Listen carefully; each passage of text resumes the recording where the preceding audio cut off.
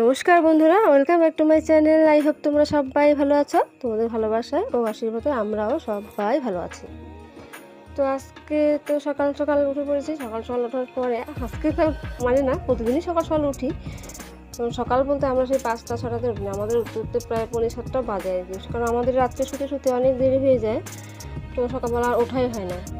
তো সকাল সকাল যেহেতু মেয়ের স্কুল 9:30টাতে মেয়ের স্কুল শুরু হবে, তো 7টার দিকে উঠে মেয়েকে আগে ঘর উঠানটা ঝাঁট দিয়ে আগে মেয়েকে রেডি করে স্কুলে পাঠিয়ে দিই, তারপরে আমি বাকি কাজগুলো সারি।